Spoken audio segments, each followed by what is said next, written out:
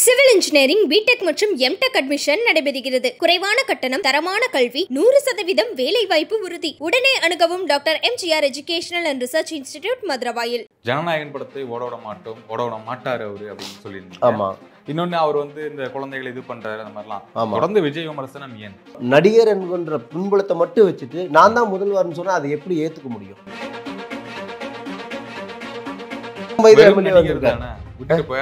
மக்களுக்கான போராட்டங்கள் முன்னெடுக்கணும். சும்மா ஒரு 4 நலத்திட்ட உதவிகள் ஒரு சினிமா படம் மாதிரி போட்டோ ஷூட் பண்ணிட்டு அடுத்தது சிஎம் ஆயிட முடியுமா? அது குழந்தைகளை ஓட்டே இல்லாத குழந்தைகளை வச்சு எதுக்கு பேசணுங்கிற நான் இதை பண்ணிருக்க கூடாது. விஜய் பேச சொல்லியிருந்தாரா? வேற யார் பேச சொல்லுவா? விஜய் தான் பேசவே வேணாம்னு சொல்றாரு. அது ஏங்க ஒரு நடிகனுக்கு சொல்லித்தர வேணுமா? ஒரு நடிகருக்கு சொல்லித்தரமா? ஏங்க இளைய காமராஜர் அவனா சொல்லுவாடா? காமராஜர் நின்றுட்டு இருக்கிற மாதிரியும் விஜய் உட்காந்து இருக்கிற மாதிரி ஒரு போட்டோ வருது. என்ன காமராஜர் விஜய்க்கு செக்யூரிட்டியா? எங்க ஐயா அவ்வளவு கேவலமா போயிட்டாரா? அபிஷியல் ஐடியில வந்துச்சுங்க. அதுக்கப்புறம் அதுல இருந்து எடுத்தாங்க. இதை ஏத்துக்க முடியுமா? யாராவது இருந்தாலே இளைய காமராஜர் சொன்னா ஏத்துக்க முடியுமா? சொல்லுங்க பாப்போம். அவங்க போடுவாங்க, அவங்க தொண்டர்கள் போட்டு. ஆமா, தொண்டர்லாம் சொல்லாதீங்க. தொண்டர்லாம் கிடையாது, ரசிக கூட்டம். அது ஒரு அணில் குஞ்சுக்கு கூட்டம், அது முட்டாள்கள் கூட்டம். படம் நிற்கும், படத்தில் நடிக்காம விடுவார். எந்த படத்துல தெரியுமா? தமிழக வெற்றி கழகங்கிற படத்துல நடிக்காம விடுவார். அது உறுதி. ஜனநாயகத்துக்கு அப்புறமா சினிமாக்கு வந்துடுவாரு. அதுல எந்த மாற்று கருத்து கிடையாது. இப்போ புதுசா ஒருத்தங்க வரணும் அப்படின்ட்டு நிறைய பேர் காத்திருக்காங்க. அந்த குழந்தைங்க எல்லாம் புதுசா வர ஓட்டு போடுவாங்களா மாட்டாங்களா? குழந்தைங்க எப்படி ஓட்டு போடுவாங்க? 18 வயசு மேல ஆயிருங்க. 3 வருஷமா கொடுத்துட்டு இருக்காங்க. சரி, ஆயிருக்காத ஒரு இவரே இன்னொருத்தர் சொல்லி கொடுத்து பேசுங்க. புஷி ஆனந்த் என்ன சொன்னாரோ அதை கேட்டு பண்ணிட்டு இருக்காருங்க. எப்படிங்க ஜெயிப்பாருங்கிற என்ன? எப்படி ஒரு 234 தொகுதியில ஒரு தொகுதியில ஜெயிச்சிடலாம். அது எந்த மாற்றம் இல்லை. விஜய் ஜெயிச்சிருவாரு. அந்த ஒரு சினிமா அந்த பைத்தியம் கண்டிப்பா போட்டுருவாங்க ஓட்டு. அது எந்த மாற்றம் இல்லை. ஆனால் விஜய் இந்த கூட்டணி வரணும் அப்படிங்கிற மாதிரி அவங்களும் கூப்பிட்டு இருக்காங்க. அவரும் கூப்பிட்டே இருக்காரு. ஒருவேளை வந்தா இந்த கூட்டணி வலிமையாயிரும்ல, திமுக தோற்கடிக்கிற அளவுக்கு வலிமையாயிரும்ல? வலிமையாகும், அதுல எந்த மாற்று கருத்தும் இல்லை. கூட்டணி இவங்கள் அமைத்தால் அந்த கான்செப்ட் புதுசா இருக்கு. அது சாத்தியம் இல்லைன்னு தான் நான் சொல்றேன். அப்படிதான் பேசிக்கிட்டதா தகவல் வந்துச்சு.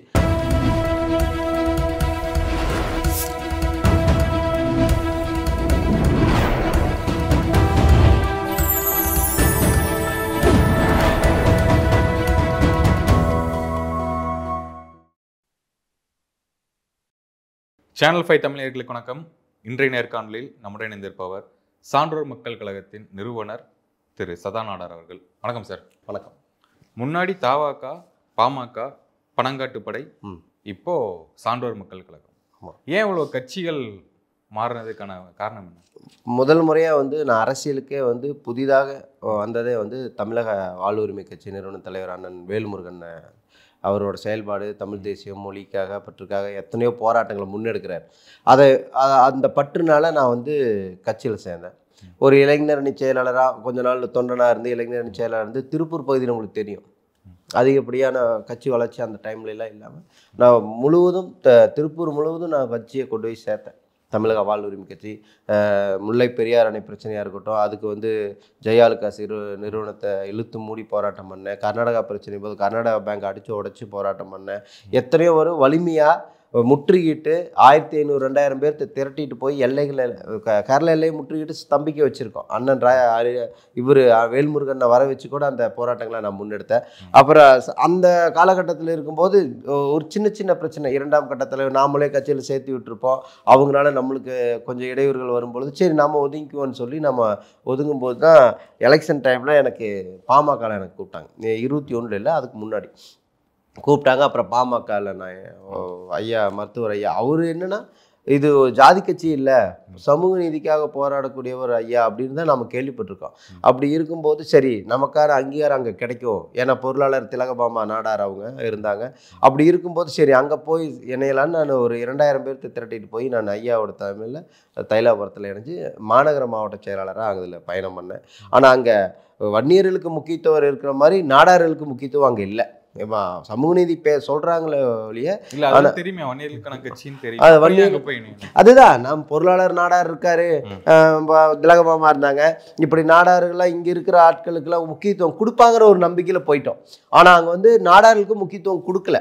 அப்படி இருக்கும்போது சரின்னு சொல்லி நான் வேலை செய்யாமல் அமைதியாக தான் இருந்தோம். அண்ணன் ராக்கெட் ராஜா அண்ணன் அவர்கள் வழிநடத்தக்கூடிய பனங்காட்டுப்படை கட்சி அண்ணன் அரிநாடார் அவர்கள் என்னை தொடர்பு கொண்டு கேட்டாங்க. முதல்ல ஃபஸ்ட்டு சமுதாயமே நம்ம கொங்கு மண்டலத்தில் பின்தங்கி இருக்குது, அரசியல் ரீதியாக எந்த அங்கீகாரம் இல்லாமல் இருக்கோம், தயவு செஞ்சு நீங்கள் அதுக்கு வேலை செய்யுங்க ஃபஸ்ட்டுன்னு சொல்லி அவர் கூப்பிட்டதன் பேரில் மறுபடியும் நான் வந்து மாவட்ட செயலர், திருப்பூர் மாவட்ட செயலராக இருந்து அப்புறம் கொங்கு மண்டல பொறுப்பாளராக வந்து அப்புறம் அதில் பயணம் பண்ணேன். அப்புறம் தெரியும்ல, ராக்கெட் ராஜா அண்ணனும் அண்ணன் அரிநாடாருக்கும் ஒரு முரண்பாடில் அவங்க பிரிய வேண்டிய சூழல் ஏற்பட்டுச்சு. அப்படி இருக்கும்பொழுது சரி நாம் கொங்கு மண்டலத்துக்கான ஒரு எழுச்சியை உருவாக்கணும். ஏன்னா நம்ம கொண்டு வந்துட்டோம், பனங்காட்டுப்படைன்னு ஒரு கட்சியை கொண்டு வந்து அங்கே இளைஞர் மத்தியில் ஒரு வரவேற்பை கொடுத்தாச்சு. அப்படி இருக்கும் பொழுது நம்ம கட்சி தனியாக முறை நாடாருக்குன்னு ஒரு கட்சி உருவாக்கணும்னு சொல்லி தான் சான்றோர் மக்கள் கழகம்னு ஒரு கட்சி உருவாக்கணும். அகில இந்திய நாடார் வாழ்வுரிமை சங்கம்னு ஒரு சங்கம் நடத்துகிறேன். அதுக்கப்புறம் தான் கட்சி ஆரம்பித்தேன்.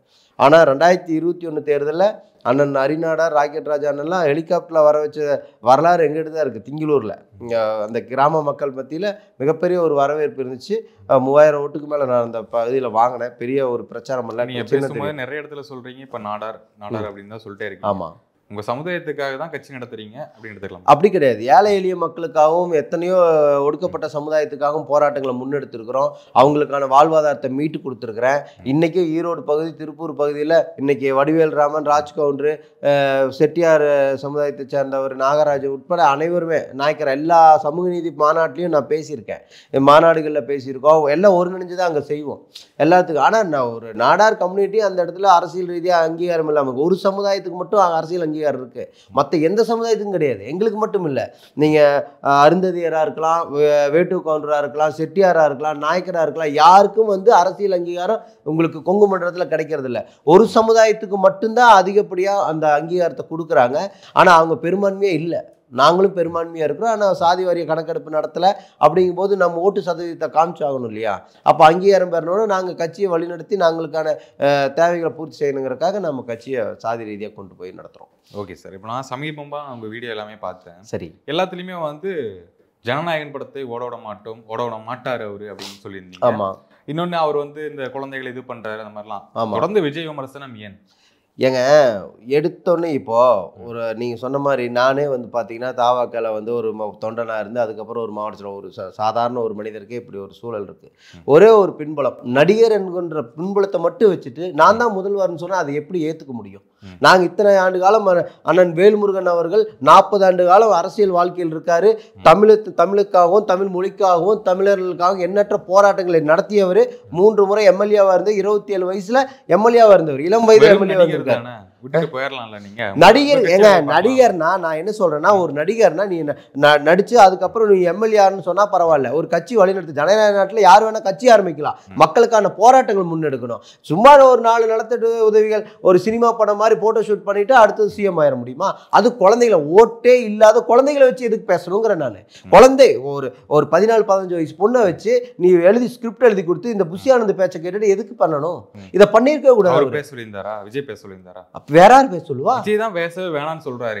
அது வந்து ஏங்க ஒரு நடிகனுக்கு சொல்லி தர வேணுமா? ஒரு நடிகருக்கு சொல்லி தரமா? ஏங்க இளைய காமராஜர் அவனா சொல்லுவானா? நீங்க நல்லா யோசிச்சு பாருங்க. சொல்ல வேணாம்னு சொல்லிட்டாரு அவரு. அது முதல்ல சொல்ல வேண்டிய நாங்களா எதிர்ப்பு தெரிவிச்சோம். அங்க வள்ளூர் கோட்டத்துல நாடார் சமுதாயம் முற்றுகை போராட்டம் நடத்தி சிறைச்சாலை சென்றாங்க. அது மாதிரி எண்ணற்ற போராட்டங்கள் முன்னெடுத்ததுக்கு அப்புறம் நாடார் ஓட்டல விழாம போயிருமோ அப்படிங்கிற பயத்துல அது வந்து மாத்தி சொன்னது. ஏன் அப்படி சொன்னவரு அதை எல்லாரும் சொல்ற விஷயம் என்ன சொல்றாங்கன்னா, அவங்க சொல்லும் போது தடுத்தாரு, அவரோட உடல் மொழியிலேயே காமிச்சாங்க அப்படிங்கிற விஷயம்லாம் சொல்றாங்க. ஏன் அடுத்த நாள் அஃபீஷியல் ஐடியில் காமராஜர் நின்றுட்டு இருக்கிற மாதிரியும் விஜய் உட்காந்து இருக்கிற மாதிரி ஒரு போட்டோ வருது? என்ன காமராஜர் வந்து விஜய்க்கு செக்யூரிட்டியா? எங்க ஐயா அவ்வளவு கேவலமா போயிட்டாரா? அஃபீஷியல் ஐடியில் வந்துச்சுங்க. அதுக்கப்புறம் அதுல இருந்து எடுத்தாங்க. இன்னைக்கு அது தமிழ்நாடு முழுவதும் பரவலா போயிருச்சு இல்ல? இதை ஏற்றுக்க முடியுமா? யாராவது இந்த ஆளே இளைய காமராஜர் சொன்னா ஏற்றுக்க முடியுமா? சொல்லுங்க பார்ப்போம். எந்த விதத்தில் இவர் இளைய காமராஜர்? காமராஜர் அவரே இல்லைன்னு சொல்லிட்டாரு. அதை முடிச்சு சரி, ஓகே, இல்லைன்னு சொல்லிட்டாரு. ஆனா வந்து ஏற்றுக்க முடியாத விஷயங்கிறதுனால தான், எதிர்ப்பு தெரிவிக்கிறதுனால தான் அது அவர் ஒத்துக்கிட்டாரு. இல்லைன்னா அது கண்டினியூ பண்ணியிருப்பாங்கல்ல. இன்னைக்கு போட்டு தான் இருக்கான் சமூக வலைத்தளங்கள்ல. ஆமா, இளைய காமராஜர் விஜய்னு போட்டு தான் இருக்கான். அவங்க போடுவாங்க, அவங்க தொண்டர்கள் போட்டு. ஆமா, தொண்டர்லாம் சொல்லாதீங்க. தொண்டர்லாம் கிடையாது, ரசிக கூட்டம். அது வந்து ஒரு அணில் குஞ்சுக்கு கூட்டம். அது முட்டாள்கள் கூட்டம். எப்போ புஷி ஆனந்த் சொல்றதை கேட்டு இவர் கட்சி ஆரம்பிச்சாரோ அப்பவே அதோட நிதி சாப்டர் முடிஞ்சது. கூடிய விரைவில் ஜனநாயகத்துக்கு அடுத்தபடியான படங்களை கண்டினியூ நடிக்க போறாரு. அதுல எந்த மாற்றமும் இல்லை. அனில் குஞ்சுலாம் சொல்லலாம், பிரச்சனையே இல்லை. அது அனில் குஞ்சு தான், அதுல அது எந்த மாற்றமும் இல்லையே. அவங்க வந்து படம் நிற்கும், படத்தில் நடிக்காம விடுவார். எந்த படத்தில் தெரியுமா? தமிழக வெற்றி கழகங்கிற படத்தில் நடிக்காம விடுவார். அது உறுதி. ஜனநாயகத்துக்கு அப்புறமா சினிமாவுக்கு வந்துடுவார். அதில் எந்த மாற்று கருத்து கிடையாது. அவரு ஏதோ கூட நடிக்கிற பொண்ணுகிட்ட கூட சொல்லியிருக்காரு, இப்போ நான் ஜனநாயகத்துக்கு அப்புறம் 26 தேர்தலுக்கு அப்புறமா முடிவு பண்ணுவேன்னு. 26 தேர்தலுக்கு அப்புறம் கண்டிப்பாக அவர் சினிமாவுக்கு வந்துடுவார். ஓகே, இந்த 26 தேர்தலுங்கிறது அதுலேயே ஒரு சின்ன ஒரு மாற்றம் உருவாகும் இல்லை? என்ன மாற்றம்? பெரிய மாற்றம்ல உருவாகாது, சின்னதா ஒரு மாற்றம், வாக்குகள் மாறும், அந்த மாதிரி முடிஞ்சதை பண்ணுவாங்க. இப்போ ஒன்றும் இல்லை, இந்த ஃபங்க்ஷன் நடத்தும் போதே அந்த குழந்தைங்க வந்து ஆசையாக கட்டி பிடிக்கணும், ஆசையாக கை கொடுக்கணும், ஆசையாக அந்த சிம்பிள் காட்டணும் அப்படிங்கிற ஒரு விஷயங்கள்லாம் பண்ணுறாங்க. என்ன காரணம்? அவர் நடிகருங்கிற ஒரு கவர்ச்சிக்காக மட்டும்தான். அதே மாதிரி புதுசாக ஒரு கட்சி ஆரம்பிச்சா, இதே கமல் வரும்போது அதே இதுதான் வந்துச்சு. இப்போ புதுசா ஒருத்தங்க வரணும் அப்படின்ட்டு நிறைய பேர் காத்திருக்காங்க. அந்த குழந்தைங்க எல்லாம் புதுசா வர ஓட்டு போடுவாங்களா மாட்டாங்களா? குழந்தைங்க எப்படி ஓட்டு போடுவாங்க? 18 வயசுக்கு மேல 18 வயசு ஆயிருங்க. 3 வருஷமா கொடுத்துக்கிட்டு இருக்காங்க. 18 வயசு ஆயிருக்காதா? நான் என்ன கேட்கறேன், இது கொடுக்கறதுனால எப்படிங்க ஓட்டு போடுறான்னு நம்பிக்கை இருக்கு. எனக்கு ஒன்றும் புரியல. அவங்க ஒரு சமூக வலைத்தளங்கள் ஒரு மாற்று அரசியல் எதிர்பார்க்கறாங்க. அதிமுக திமுக இவங்களுக்கு ஆப்போசிட்ல வந்து சீமானவர்கள் இருக்காரு. ஒரு மாற்று அரசியலுக்கு ஓட்டு போடுறாங்க. இதேதான் 8% வந்திருக்காரு. சரி, 15 வருஷம் இருந்தாரு, 8% வந்திருக்காரு. மாநில கட்சி அந்தஸ்து வாங்கியிருக்காரு. சரி, சரிங்களா? விஜய்க்கு ஒரு மாற்று கட்சிக்கு ஓட்டு ஏன் விழாதுன்னு நினைக்கிறீங்க? சீமான் அவர்களுக்கு விழுந்ததுக்கு காரணம் அவர் சுய சிந்தனை, தமிழ் தேசியம் பேசக்கூடியவர், நன்றாக போராடக்கூடிய ஒரு போராளி. கூட இருக்கிறவங்க அனைவருமே வந்து ஒரு கொள்கை ரீதியா போறவங்க. இவங்க கூட இருக்கிற கூட்டம் அந்த கூட்டமா? நான் கேட்குறேன். ஒரு இவரே இன்னொருத்தர் சொல்லி கொடுத்து பேசுங்க. புஷி ஆனந்த் என்ன சொல்றாரோ அதை கேட்டு பண்ணிட்டு இருக்காருங்க.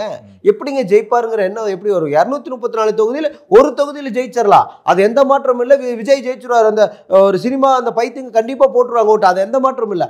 ஆனால் 234 தொகுதியில் நின்று அவங்க கூட நிற்கிறவங்க ஜெயிக்கணும்ல. அவங்க தொண்டர்கள் வந்து நீங்க சொல்றீங்களா, ஒரு மாவட்ட செயலாளர்ல அவன் யாரு? மாவட்ட செயலாளர்ல யார்? அந்த ஆளுகெல்லாம் யாருன்னு நினைக்கிறீங்க? ஒரு ரசிகர் மன்றத்தில் ஒரு தலைவனா இருந்தவன் அந்த ரசிகர் மன்றத்தில் போய் அவன் தியேட்டர்ல படம் போதும் போது அவன் சட்டையை கழட்டி சுத்திட்டு பாலாபிஷேகம் பண்ணி, இன்னைக்கு பாலாபிஷேகம் பண்ணிட்டு இருக்கானுங்க. அந்த போஸ்ட் போராட்டத்துக்கு வந்து அவர் போட்டோ வச்சு பாலாபிஷேகம் பண்ணிட்டு இருக்கா. இவனுங்களை எந்த விதத்தில் நீங்க வந்து ஒரு மக்களுக்கான பணியை செய்வான்னு நீங்க நினைக்கிறீங்க? அதுக்கான வாய்ப்பு கொஞ்சம் கூட இல்லை. நீங்க நல்லா யோசிச்சுங்க. சிஎம்ங்கிறானே அப்பவே தெரிய வேண்டாம் இவனுக்கு எந்த அளவுக்கு முட்டாளா இருக்கான்னு தெரிஞ்சுக்கணும். ஒரு கூட்டணி கட்சியில போய் நான் இங்க பாருங்க, இந்த வருடம் 2026 தேர்தல் நான் ஒரு கூட்டணியில் நான் செல்கிறேன். நான் அதிமுக கூட்டணிக்கு போறேன், இல்ல திமுக கூட்டணிக்கு போறேன், பிஜேபி கூட்டணிக்கு போறேன் அப்படின்னு சொல்லி நான் ஒரு 20 சீட்டோ 40 சீட்டோ 30 சீட்டோ வாங்கி நான் ஜெயிக்கிறேன்னு சொன்னா அதை ஏத்துக்கலாம். ஏன்னா கண்டிப்பா ஒரு கூட்டணியில் இருக்கும்போது அந்த இரட்டை சின்னத்துக்கு கண்டிப்பா ஓட்டு போடுற மக்கள் இருக்க தான் செய்யறான். அதே மாதிரி பிஜேபிக்கு போறதுக்கு இப்போ சமீப காலமா அவன் மேல வளர்ந்துட்டு இருக்கு. அதுல எந்த மாற்றமும் இல்லை. ஆனா நான் தான் சிஎம்னா எடப்பாடி பழனிசாமி ஒத்துப்பாரா? இவர் பிஜேபியில் ஒத்துப்பாங்களா? அது என்ன காரணம்? அந்த கவர்ச்சியை வச்சு ஏதோ விதத்தில் ஒரு 20 சீட்டோ 30 சீட்டோ ஜெயிக்கிற அளவுக்கு உண்டான வேலைகளை செஞ்சால் பரவாயில்ல. நான் தான் சிஎம் சொன்னால் 117 சீட்டு வேணுங்க சிஎம்க்கு. இவர் மட்டும்தான் ஜெயிப்பார், மற்றவங்களாம் டெபாசிட்டே வாங்க மாட்டாங்க. அது உறுதி. ஓகே, இப்போ சமீபமாக என்டிஏ கூட்டணி பாஜக கூட்டணியில் இணைகிறார் அப்படின்னு தகவல் வந்துகிட்டு இருக்கு. அவருடைய கொள்கை எதிரி அப்படிங்கமா சொல்லியிருந்தாரு. பின்னாடி வாய்ப்புகள் இருக்குமா? நான் என்ன சொல்றேன்னா, அவர் கொள்கை எதிரின்னு சொல்றாரு. அதிமுகவில் எடப்பாடி பழனிசாமி சிஎம் வேட்பாளர், அது எந்த மாற்று கருத்தும் கிடையாது. பிஜேபி அதை அக்செப்ட் பண்ணிட்டு அவர் தலைமையில தான் கூட்டணின்னு அவங்க சொல்லிட்டாங்க. இப்போ இவர் கொள்கை எதிரின்னு சொல்லிட்டாரு. அதே சமயத்தில் திமுக நேரடி எதிரின்னு சொல்லிட்டார். நேரடியாக நான் திமுகவை எதிர்த்து பண்ணுறேன்னு. திமுக கூட கூட்டணி போக முடியாத வாய்ப்பே இல்லை. அப்படி இருக்கும்போது கொள்கை ரீதியாக இருக்கிற பிஜேபி கூட போகிறதுக்கு வாய்ப்பு கம்பல்சரி கிடையாது. ஏன்னா இவர் சிஎம் வேட்பாளர்னு சொல்லியிருக்காரு. அதை தவிர்த்துருவாங்கன்னு நினைக்கிறீங்களா? அது அவங்க அணில் கொஞ்சம் ஒத்துப்பாங்கன்னு நினைக்கிறீங்களா? அதுக்கான வாய்ப்புகள் கம்மி. அதே சமயத்தில் இவங்க ஒரு கூட்டணி வைப்பாங்கன்னா எந்த மாதிரி கூட்டணி வைப்பாங்கன்னு என்னோட கருத்து சொல்கிறேன்னா, தனிப்பட்ட கருத்து, தேமுதிக பாமக இந்த மாதிரி ஒரு சின்ன அதுக்கு கீழே இருக்கிற கட்சிகள்லாம் சேர்ந்து ஒரு கூட்டணி அமைக்கிறதுக்கான வாய்ப்புகள் இருக்கு விஜய் தலைமையில். ஏன் அப்படி நான் சொல்கிறேன் அப்படின்னா, இவங்க சிஎம் வேட்பாளராக அறிவிச்சிட்டாங்க, அவங்களோட பேசுறதுக்கான வாய்ப்பு. அதே சமயத்தில் விஜய் செலவு பண்ண தயாராக இல்லை. புரியுதுங்களா? இப்போ திமுக என்ன பண்ணும் அப்படின்னா, விஜய்கிட்டையோ அதை சார்ந்து இருக்கிற கட்சிகள்கிட்டையோ ஏதாவது ஒரு பேச்சு, உங்களுக்கு மக்கள் நல கூட்டணின்னு ஒரு கூட்டணி வந்துச்சு தெரியுங்களா? அது ஜெயலலிதா அம்மாவோட பிளான். புரியுதுங்களா? அதே மாதிரி இவங்க இந்த பிஜேபி கூடயும் அதிமுக கூடயும் விஜயை சேர விட மாட்டாங்க. இவங்களும் ஒரு தனியாக ஒரு டீம் உருவாக்கும். இது யாருடைய பிளான்? இது வந்து ஆளும் அரசாக இருக்கலாம், யாராக வேணா இருக்கலாம். அதுக்கான வாய்ப்பு தான் இருக்குது. இவங்களுக்கு ஒரு பெரிய ஒரு அமௌண்ட்டு செட்டில்மெண்ட் பண்ணி இவங்களை தனித்து போட்டியிட வைப்பாங்க. அந்த தனித்து போட்டியிட்டால் இவங்களை ஒரு கணிசமான ஒரு ஓட்டு வங்கி வாங்குவாங்க. ஓட்டு பிரியும். யாரோட ஓட்டு பிரியும்? அதிமுக பிஜேபிக்கு இருக்கின்ற அந்த கட்சிகள் இருக்கிற ஓட்டுகள் மட்டும்தான் பிரியும். திமுக ஓட்டு பிரியாது. புரியுதுங்களா? இப்போ விடுதலை சிறுத்தைகள் கட்சி இருக்குன்னா இவங்க கூட இருக்காங்க. பாமக மட்டும்தான் அன்புமணி ராமதாஸ் ஒரு நிலைப்பாட்டில் இருக்கார், ராமதாஸ் ஒரு நிலைப்பாட்டில் இருக்காங்க. யார்கிட்ட பணம் வாங்குறது, யார்கிட்ட கொடுக்குறோம் அப்படிங்கிற ஒரு சுச்சுவேஷன் போயிட்டு இருக்கிறனால அது மட்டும் அலிகேஷன் அப்படியே போயிட்டுருக்கு. அந்த சுச்சுவேஷன் போயிட்டுருக்கு, வேற ஒன்றும் இல்லை.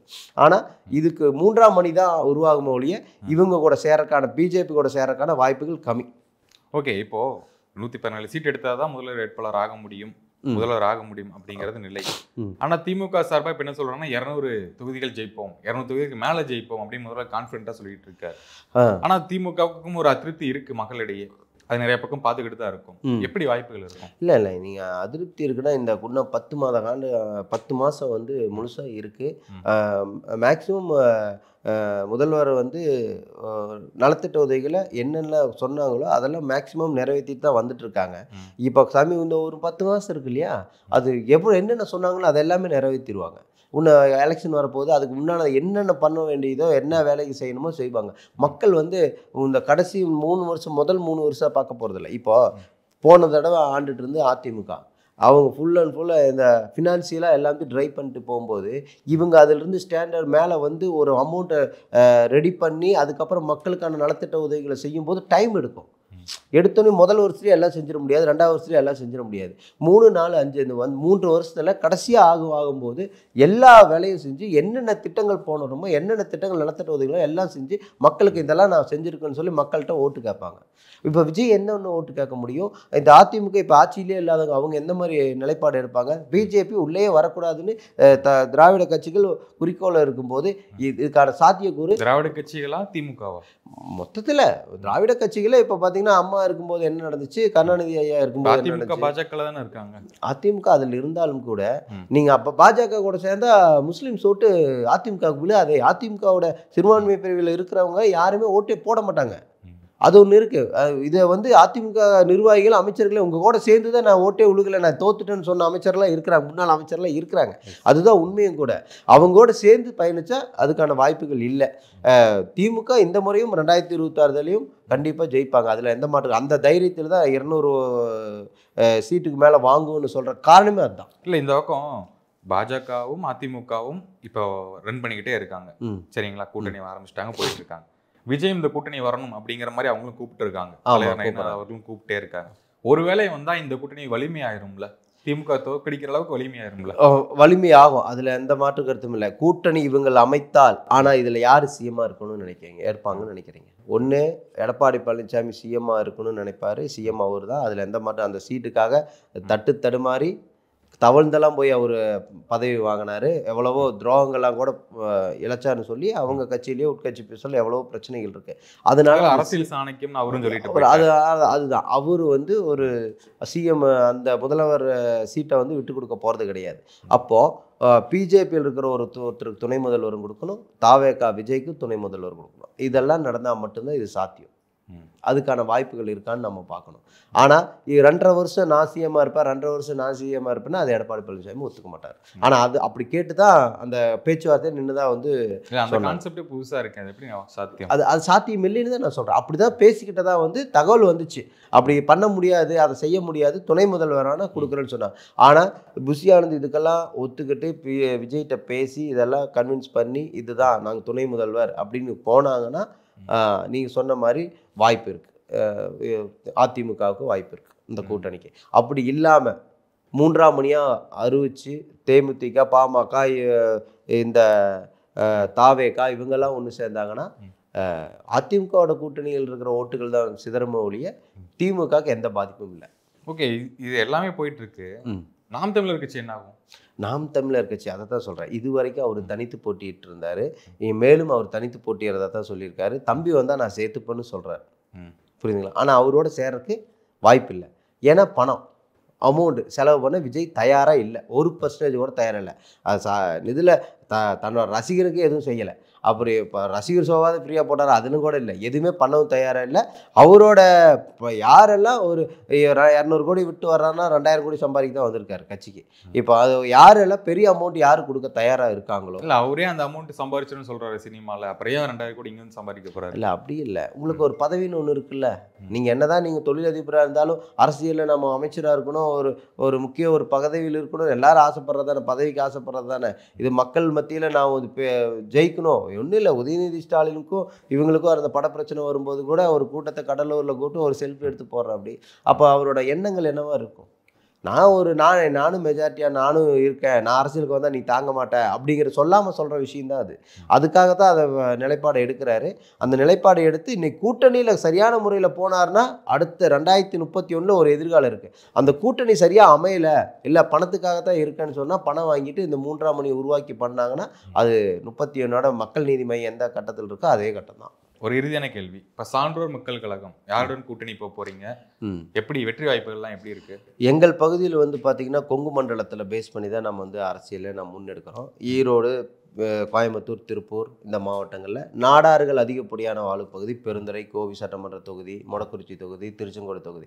அந்த பகுதியில் 60,000-70,000 வாக்குகள் நாடார் வாக்குகள் இருக்குது. அதில் எனக்குன்னு சொல்லி பார்த்தீங்கன்னா ஒரு 30,000-35,000 வாக்குகள் வந்து என்னோட கட்சிக்கார உறுப்பினர்களாக இருக்காங்க.